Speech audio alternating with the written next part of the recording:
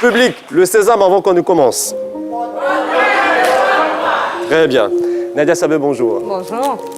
Nadia Sabé, vous êtes passée sous les pinceaux du portrait parlant et les premiers contours révèlent une personnalité attachante. Un peu plus fort.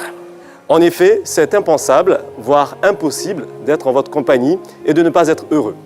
À l'image de ce sourire candide et magnifique que vous arborez tout le temps, vous distillez la joie partout où vous êtes, comme la lumière dans une pièce sombre. Et personne sur ce plateau de ce midi que vous avez partagé quelques années durant ne dira le contraire. Le deuxième tracé de votre portrait révèle que vous avez l'art dans la peau.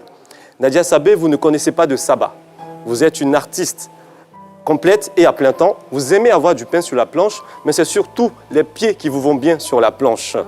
D'ailleurs, très bientôt, vous nous embarquerez, n'est-ce pas, aux origines de la création pour une histoire d'Adam et Ève. Oui. Que ce soit une chronique télé que vous avez animée, la scène telle qu'elle soit est votre exutoire. Votre talent n'a de cesse de nous émerveiller, de nous éblouir. D'ailleurs, comment vont Albert Petersouet et Larissa Congo? Que dirait par exemple Grikata Moblou, la journaliste, si elle vous voyez là actuellement? Et n'oubliez surtout pas de prendre le bord de la Sina, l'apprenti Baka. Alors, pour terminer, le troisième tracé de votre portrait dévoile que vous avez un pouvoir. Oui, Nadia Sabé, vous avez la magie ou le don de transformer tout ce que vous touchez et tout ce qui s'approche de vous.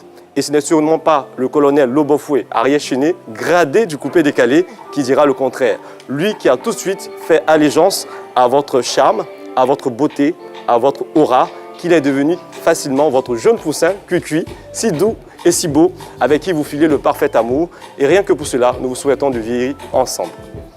Et enfin, le dernier tracé de votre portrait, Nadia, nous emmène vers un voyage au cœur de la vie. Un voyage au cœur de la vie qui résonne comme un message d'espoir et de résilience de votre combat contre l'adversité, la maladie. Plus qu'un simple documentaire, Voyage au cœur de la vie, c'est le récit poignant d'une héroïne qui a donc vaincu ce mal, ce cancer du sein. Tel un phénix qui renaît de ses cendres, vous êtes justement cette vie.